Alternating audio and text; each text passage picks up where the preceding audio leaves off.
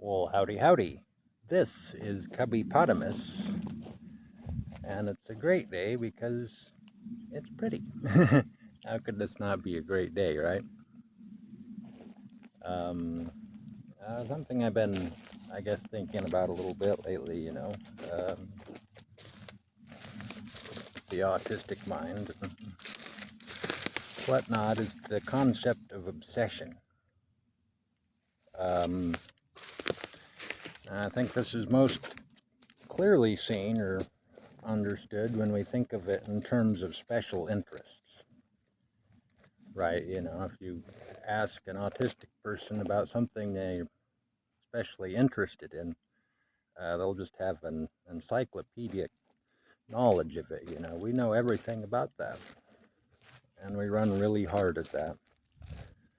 Albert Einstein was probably the genius he was simply because he just thought about things for decades, same thing over and over again. Michelangelo wouldn't bathe for weeks when he was painting the Sistine Chapel. He didn't want to waste his time on bathing, and Einstein didn't want to waste his time putting pants on, right? You put the pants on and I'll do the physics, right?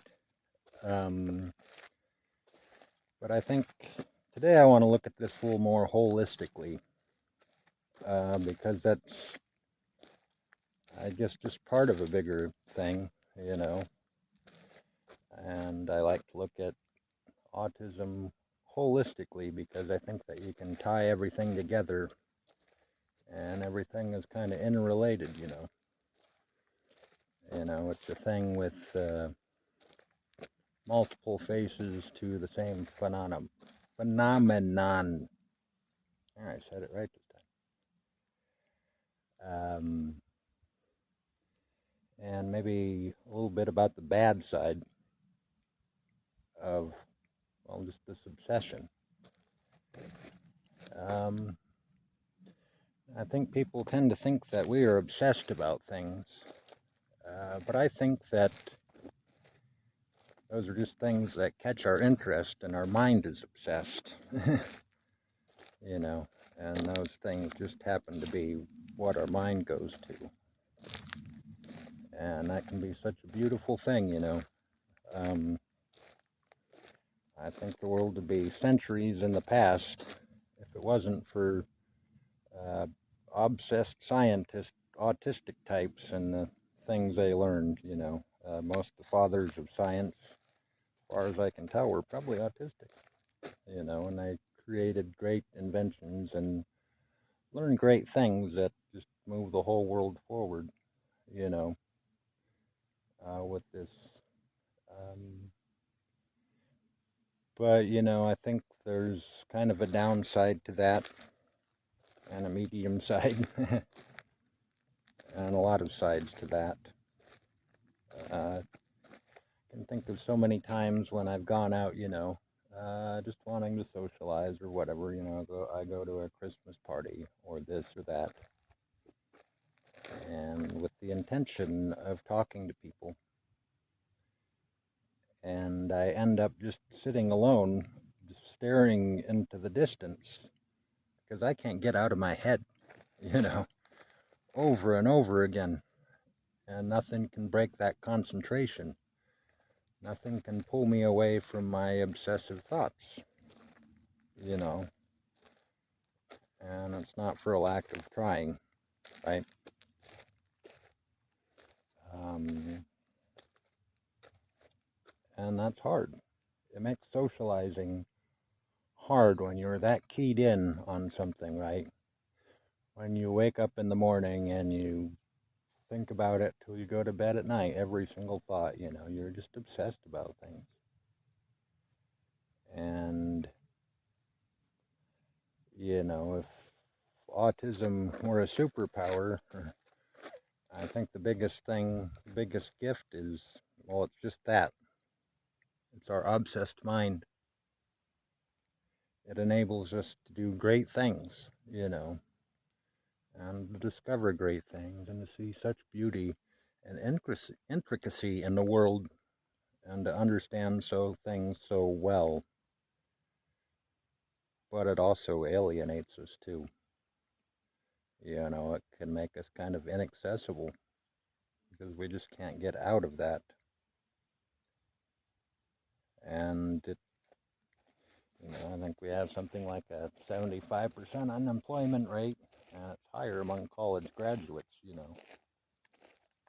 And I mean, there's a lot of reasons for that, but I think one reason might just simply be that it's just hard to function and to stay on task, right? When it requires you to be present. In my old job, I used to do, called lead pot bonding, but it was a very physical job that required no thought at all on my part. I could just do it all on autopilot. So I had the whole day just to think about the things that I wanted to, you know. It's a great job for an autistic person, or a mailman, also a great job because, you just don't have to think about it. Einstein did his best work as a patent clerk. Uh, he said the monotony and solitude of a simple job or something like that frees a creative mind, you know. And we are great being self-employed and stuff, but we're not so great in things where we have to channel our obsession and focus on something for very long, especially stuff we don't care about, you know. It's similar to ADHD, and ADHD people can, and there's overlap there, they'll concentrate on different stuff and something will grab their attention and they focus really hard on it. And, autism's more like an attention surplus disorder, you know. I have lots of attention, but it's just for a certain thing, and it makes the whole cubbypotamus thing hard, and I've had such a hard time just keeping up with everyone and doing all this because my mind just ain't there. It's in other places, and even writing a couple sentences, you know, in reply to something can be extremely hard because I just can't focus on that. Smartest person I ever known. Um, it's like a genius, 160 plus IQ, 1 in 60,000 kind of smart. Just brilliant, but, she had a hard time just reading a single paragraph because, that obsession and a little ADHD too, but, she just couldn't pull focus long enough on something that wasn't on her mind, you know. Um, and, I think it made school pretty hard. I underperformed horribly, like 90s and stuff like that, A minuses or whatever. um, yeah, and you know, uh, but I'm a whole lot smarter than that. It's just that I couldn't focus and things weren't intense enough to catch my attention, right? I can pick things apart so fast and understand things so fast, but it was just presented so slowly that it wasn't enough to catch my attention or obsession. And only in recent years have I learned how to use my brain. And, I just love it when I can pull focus on something and just bull rush it, like a bulldozer. Or if you've ever seen the videos of border collies when they chase the sheep, they're just waiting for their master to give them the command and boom, that's like our minds, a lot of our minds work, But when it comes to doing your taxes or doing math homework or something, or focusing on, a letter or a reply, that can be extremely hard, because it just doesn't have our attention. And I think of just the amount of, I guess, wasted potential throughout history, the amazing things that we have done, but all the amazing things that we could have done, but we're obsessed about um, things that don't love you back, like video games. You do them and the time disappears, and yeah, um, you don't have a whole lot to show for it. Um, if you like video games, that's cool, but it's about loving things that love you back. I'll talk about in another video. And how I wish that I had the power to decide what catches my fancy, what catches my mind. I would love so much to be able to have control over that, but it's kind of hard, and sometimes I can kind of lead a trail of breadcrumbs for my mind to pick up, and it's like walking a dog, right? Um,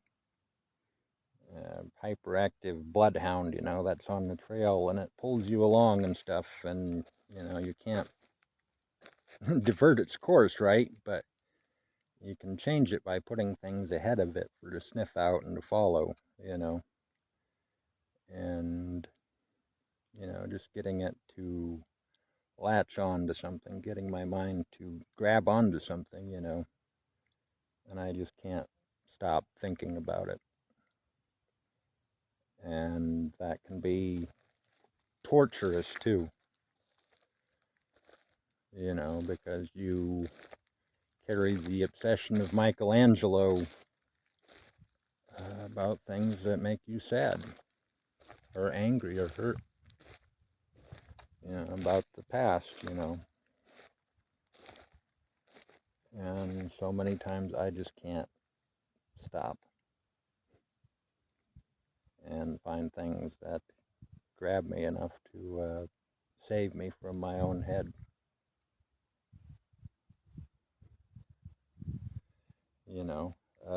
So yeah, I guess think of autism today in terms of an obsessed mind, you know, and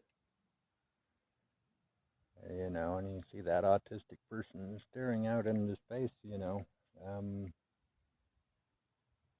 if you're lucky, maybe you can engage them and get inside there and see what they're thinking about, because they can be thinking some pretty cool things, and